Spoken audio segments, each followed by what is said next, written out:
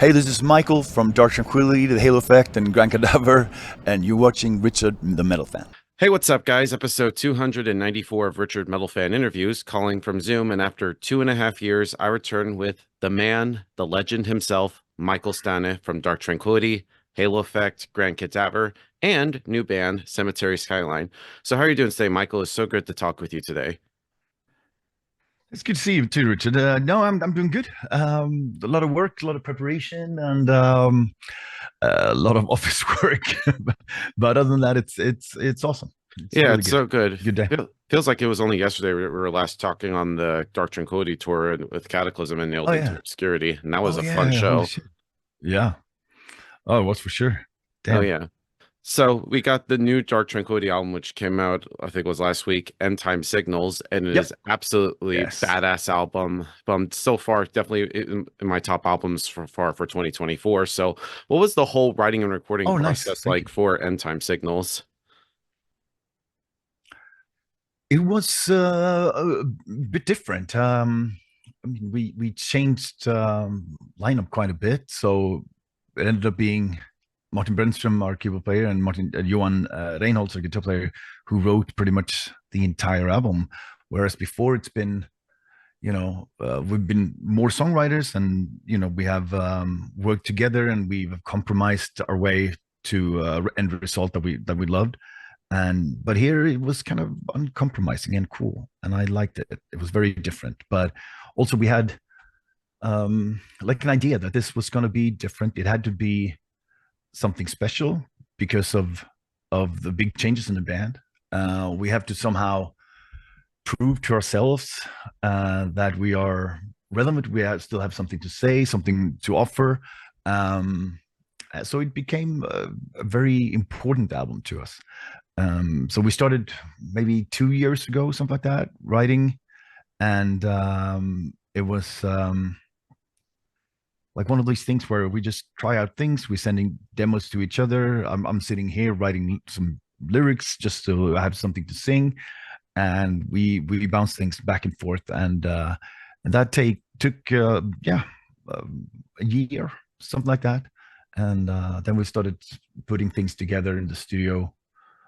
We have a studio here in Gothenburg that we always record in, that Martin runs, and it's very easy, comfortable, and awesome to do it. And so Johan will live here for a while, and then we include the other guys, Christian and Joachim as well, just to make sure that we know that we're on the right path, and that we use everybody's strength, as much as possible.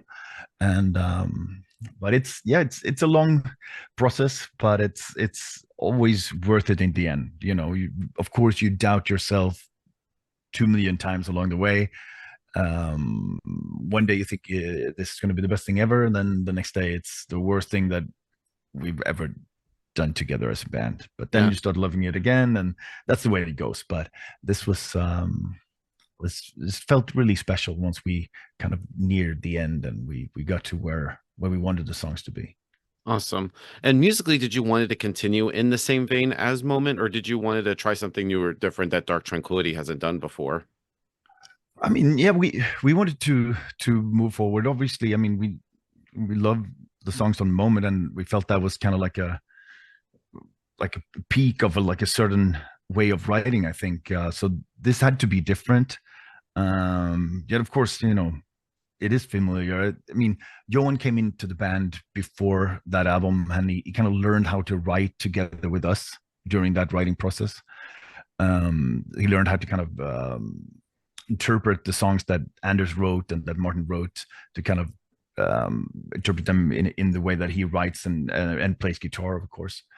So I think he learned a lot, and we learned a lot, like just by communicating about our music together during that writing process. And then so he took that with him, of course, to this one. So I think it's a big step forward for us, at least in the way that we think about our music and the way that we write. But hopefully it's not too unfamiliar, that it still sounds like us. And of course that is always important, and Martin has been the producer for the last couple of albums, and he doesn't let anything slip slip through our fingers, if it's not 100% Dark Tranquility. I agree. That I would never agree. happen. I agree. Yeah. And so does like having like somebody that's actually in the band producing your albums actually like, how is it like working with like somebody like working in the band, like producing your albums versus like working with like an outside producer? We actually never had an outside producer. We've always done it ourselves, and we kind of learned on the job, so to speak. You know, so yeah, actually, it's never been someone else kind of like influencing or taking part in the process of recording more than just not being an engineer and helping us out, with technical issues. So it's more like that Martin has grown into it, and learned with every album we made. So it's the best because, again, there needs no outside compromise at all. It's just us, and I really love that. Yeah. And then of course, like what would you say like the overall like message and themes are behind M Time Signals? Because I've seen a lot of people say like hence the title would be this a lot of people consider this could be the final album for me guys, but I don't think that's the case. I feel like you guys still have a lot of fuel left in the tank. So what was sort of like the message for End Time Signals? I don't know if the message, but it deals with kind of despair and hopelessness and um, not the most optimistic of thoughts. Our thinking was that, you know, if the thing that people say, about the world is like, oh, it's going to get worse before it gets any better, but our thinking was kind of like, but what if it doesn't get any better? So we headed into this kind of dystopian territory where we thought of everything as being like, what's the worst that can happen? And that's what we wanted to write about, like, and how what's the end of where we're going right now, like what's the kind of the end point to the misery that we are experiencing. And I guess we were just feeling less than enthusiastic about where we are as a species, on the whole, after the pandemic, then we decided to kind of write about that, make sure that everything negative and scary and frightful we got into the album, and instead of sugarcoating it or thinking like, yeah, it's gonna be fine, things are gonna be improved and it's all for the best. I guess I didn't really feel that, so it became very, very dark, and I think more honest than maybe most of our records, and and I found that it felt kind of good to be vulnerable, and fragile as we were writing and singing in this album. So it felt it was a relief to get it done. Yeah. And of course, this is the first album with a new lineup. You got a new bassist and a drummer, Christian Yep. and Joachim. So how is Yep. it like working with them? And did they bring something like new to Dark Tranquility that you all didn't have previously?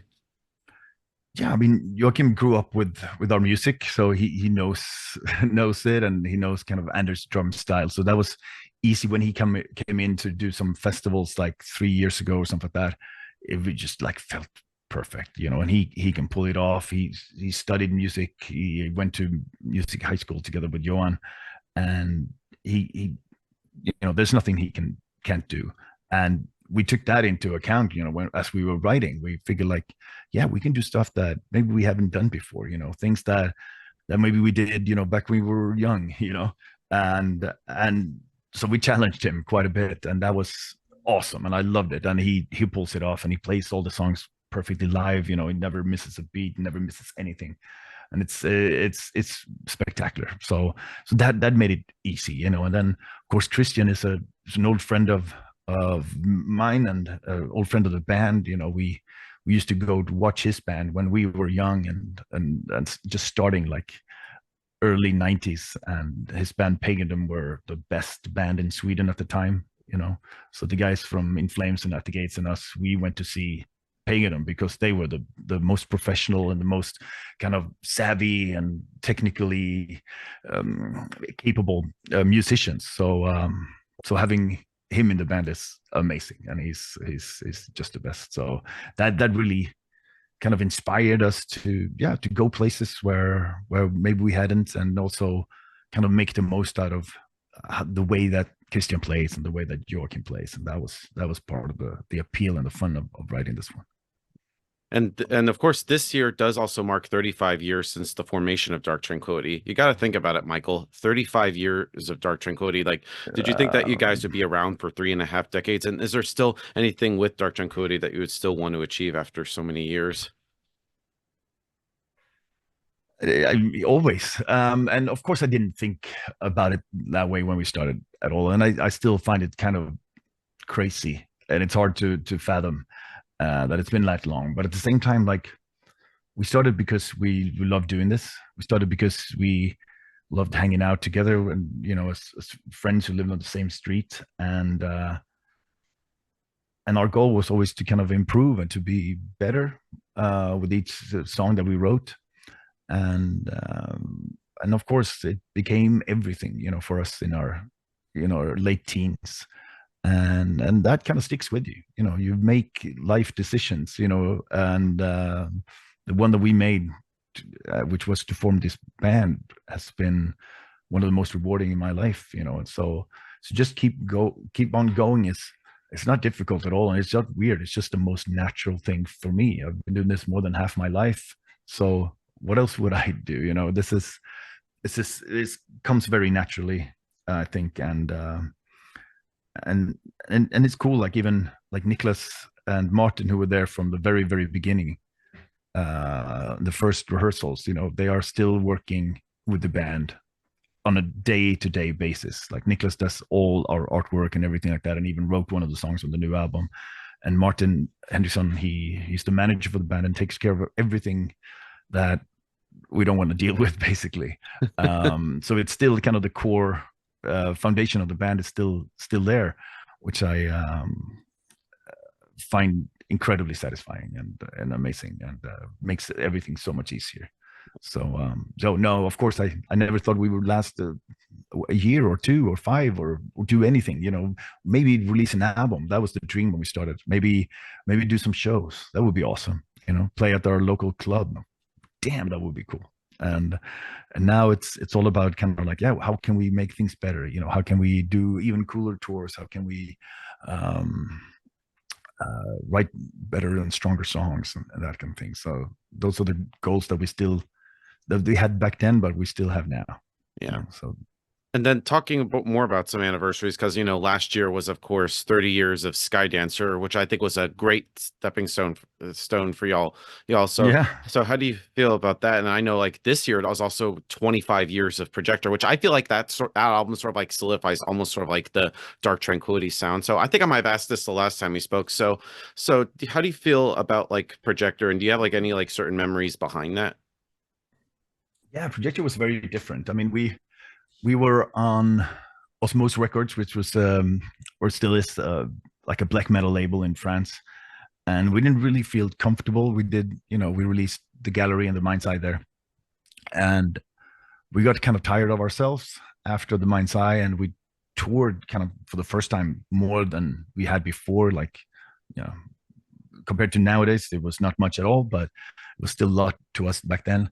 And we realized that maybe we should do something else, And so we started writing this kind of melancholy, gothy album that had some prog elements to it, and we just wanted to be a totally different band. And we were even kind of very pretentious at the time, and we announced like the end of Dark Tranquillity as people know it, and we had like this farewell concert here in Gothenburg. And then we started working on this new album, and then of course, like, it changed a lot, but it was kind of like this kind of pivotal moment where we felt really tired of the fact that everybody called us like Gothenburg death metal, and that all the bands sounded the same, us and In Flames and At the Gates and such. And that felt like an insult, because we tried so hard to be different from every other band, and so did At the Gates, and so did In Flames. So it was kind of like lumping bands together like that felt like it didn't feel good. So that's why we wanted to change and prove that we could be different.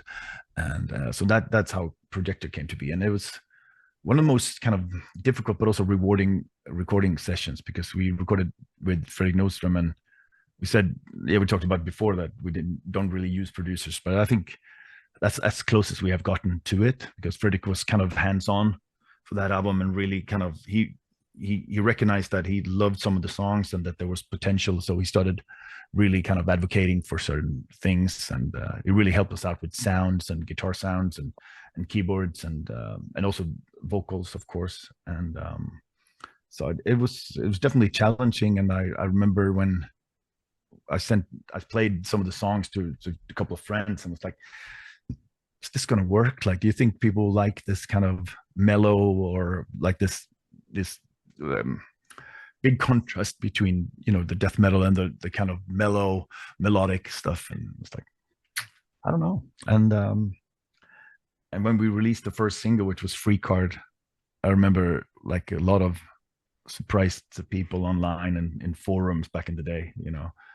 So it was really interesting times, and I love the album, and I'm really happy that we kind of took that turn, because it really showed us that we could do it. And then once we kind of did Haven, and then Damage Done, which was more back to kind of what we started out as, we felt like we still had all those skills, you know, that we had accumulated. So and now I think what we do now is very much informed by those experimentations that we did on Projector.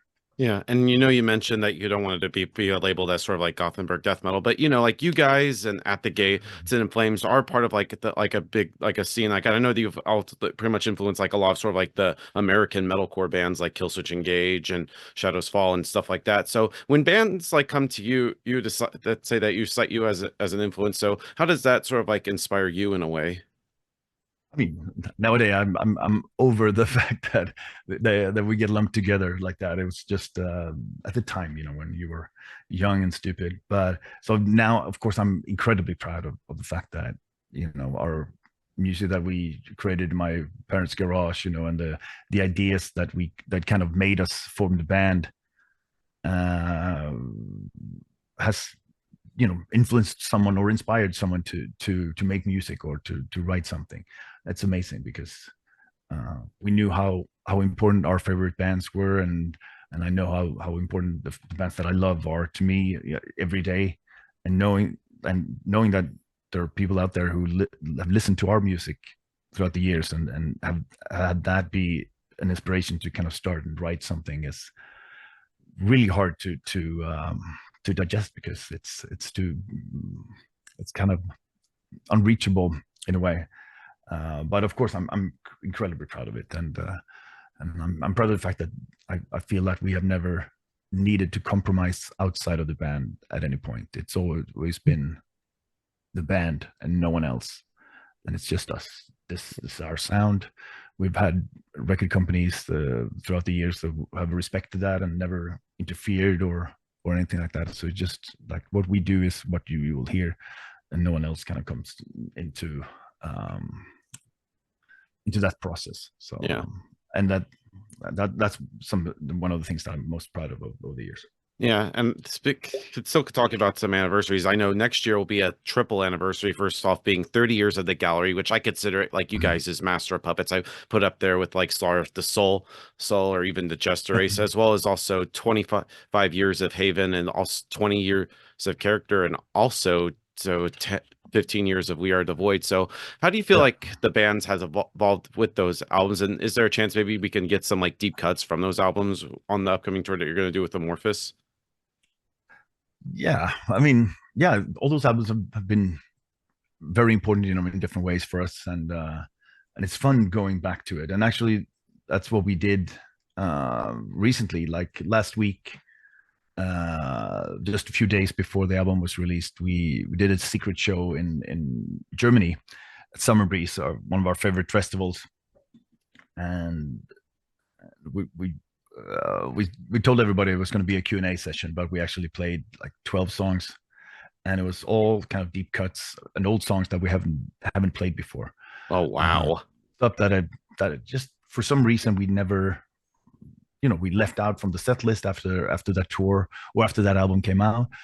And so it was exciting and daunting and really difficult. We had to practice like maniacs, but it was really cool to do. And it was fun seeing the crowd going like, holy shit, like I've never heard that song, and stuff like that. So that it's cool, and that's what we are doing. So I mean, we do have quite a discography, and sometimes it's easy, to go on tour and you play some of the new stuff, and then you play all the songs that people expect, and you're fine, and it's absolutely fine.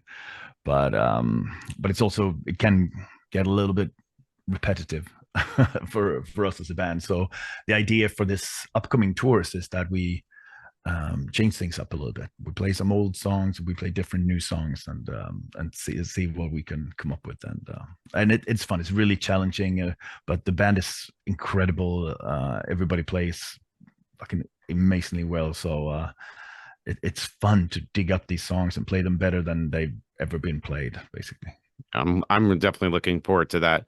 And also Cool. talking about kind of switching topics, I want to talk about the Halo effects, because I know like you recently released some like I guess some B-sides are from Days of the Lost, being past Path Yeah. of Fierce Resistance, The Defiant One, and Become Surrender. I love Yeah. those songs, especially because I know Oh, thank you. Path of Fierce Resistance was originally like on a Japanese bonus track from Yeah. Days of the Lost. But talk about the last two songs. Like, what made you guys decide to like release sort of like those songs as B-sides?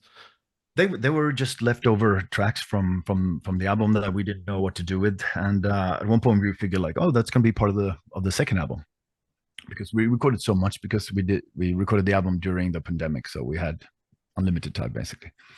And but then we ended up started writing the new album, and it just felt great, and the songs are awesome, and it just kind of rolled along. And then we included two of these songs, like Become Surrender and Defiant One, on the album, and we're like, they don't really fit in anymore. I think we've learned things along the way, so we decided to release them then, and then actually write two more songs for the album. And so now the album is all new stuff, and it's pretty amazing, and it comes out in January. Ooh, I'm really looking forward to that. You're pretty much was gonna lead me into my next question. When like I know you mentioned you're working on the next Halo Effect album. Like, when was that gonna be released? And do you feel like any like pressure to follow up Days of Lost, because that was a great album? And do you ever worried about like having like kind of like that sophomore kind of slump that most bands have? No, no. I mean, if I felt it, of course we felt the pressure. We knew that it was because the first one, there was no pressure. We just wrote songs because it was fun. And I love that about it. But then, like, the second one was already like the songs were already shaping up great when I started writing lyrics for it, and I just felt great. And I think, I mean, Nicholas and Jesper have kind of learned what this band is.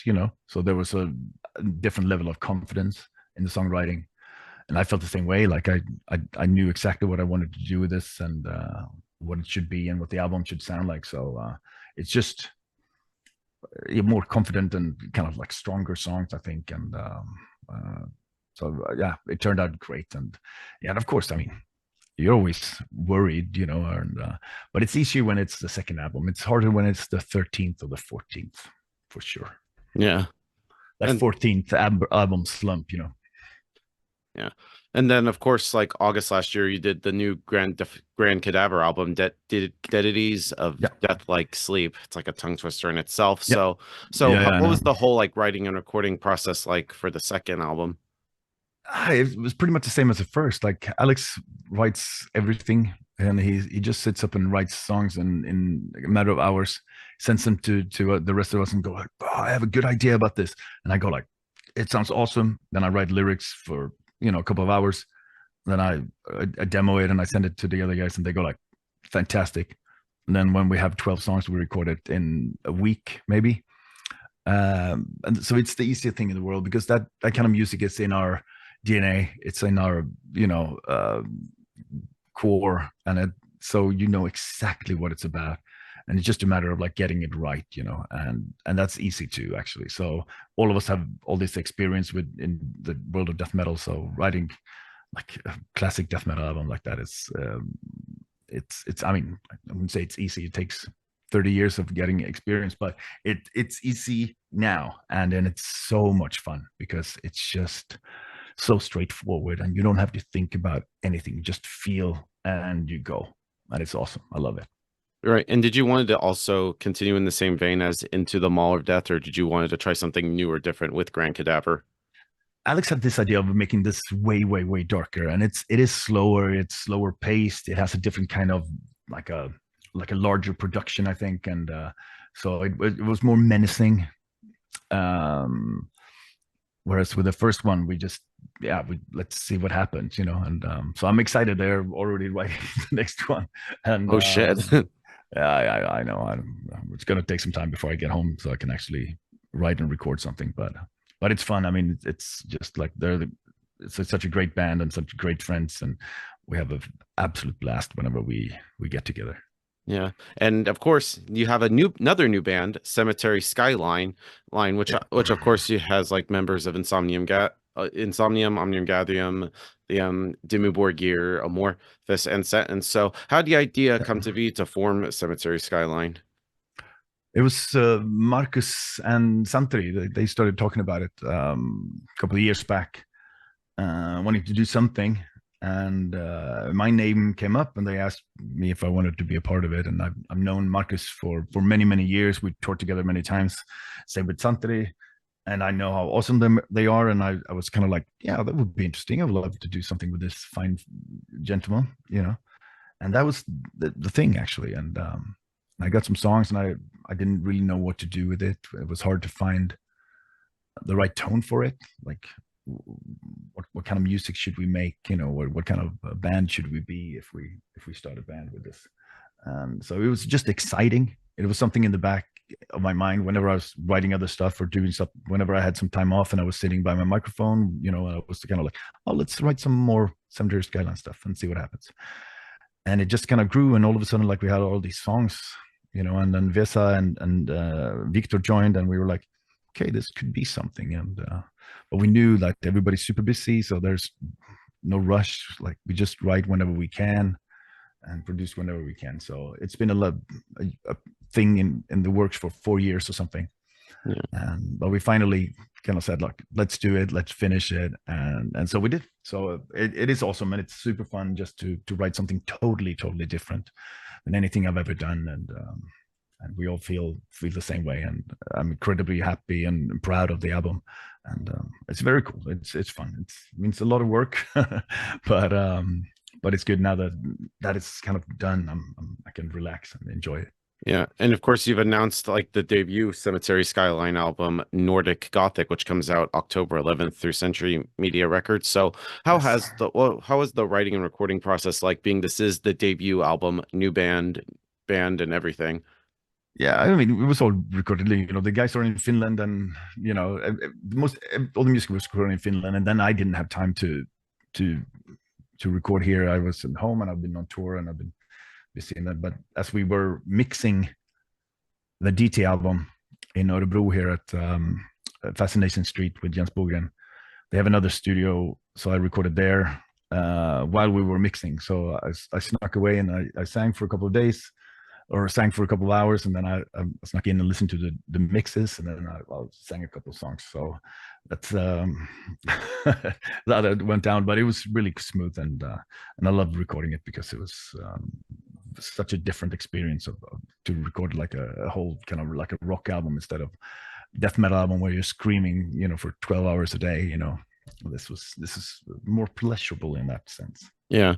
And of course, we've heard the first singles such as Torn Away, In Darkness, Violent Storm, and The Coldest Heart. And I think those are like great representations of what this album is. Do you think there will also be like some special surprises on the debut album that we're not expecting very from much any of your other bands? Yeah, I mean, yeah, no, but there are some really cool songs there. There's some really kind of more massive kind of ballady power ballad songs, and there's some even heavier stuff, and yeah, I'm really excited for it to come out. I have no idea what to expect from the reaction, and who's going to dig it. If it's just metalheads who like something softer, or if it's the other way around, who knows? But I'm excited. Like, and it's a fantastic album. Totally. And I think I also might have asked you this the last time we spoke. With playing with so many bands now, now you have four bands. Like, how different of a mind frame is it depending on the band that you play with? Do you have, are you allowed to like bring in like your free reign with any bands, or do you have to have a certain mind frame depending on the projects that you're involved with? I think that comes naturally. Like DT is always the most important thing. You know, the stuff that everything it revolves around. So that's a very different mind frame. You know, it has to be, you know, it has to be the best album we've ever done all the time. You know, and every show has to be that. With Halo Effect, you just want to make everybody, the other guys, happy and kind of live up to the songs that the other guys are writing. And it's a very different kind of lyrical content, I think. And the same with Grand Cadaver. It's just, you know, it's fun. It's like how nasty can you get? Like how disgusting can you be in your lyrics and the way you sing? And it's awesome. And Cemetery Skyline is just like how much can I get into my kind of like 80s emo rock goth mode, you know, before it's too much. So no, it's great. It's totally different for me. Like, and I don't even think of them in the same context at all. Yeah. And with Cemetery Skyline, are you planning on doing like any shows and stuff with that band? Yeah, I think there's going to be some shows next year. We've done one already, and it was awesome. But yeah, so there's going to be some more shows. I think only Finland for now, but yeah, let's see. Yeah, will you all eventually like make it over to the States for a tour? I don't know. I I have a hard time seeing that we will have any time over like left for that kind of stuff, but it would be fun. I'm all for it. Yeah. Yeah, and sort of kind of like in the end to wrap things up, what's next for you? I know we got the new Dark Tranquillity album is out now, and I know you're about to hit the Yeah, tour with Amorphous in a couple weeks. yeah. I'm going to be seeing you at Prague Power in Atlanta. There's just Awesome. anything else with any of your bands that you're allowed to talk about, if you're allowed to say. Yeah, yeah. No, but we coming back from that, we do a European tour together in Moonspell. It's going to be great. Really excited about that. Then it's December, some time off, and then Halo album comes out in January, and then February we tour with Halo in Europe, and then it's DT for a second tour, a second European tour, and then festivals, and then another tour I think after this next Wow. summer. So it's basically shows. Yeah, I've written enough material in the last 3 years that I'm okay with having some time off. Oh And yeah. by time off, I mean time off of writing and more just traveling and doing shows every night. Nice. So Yeah, everybody, Mikael Stanne, we'll see you next time. absolutely. Cheers.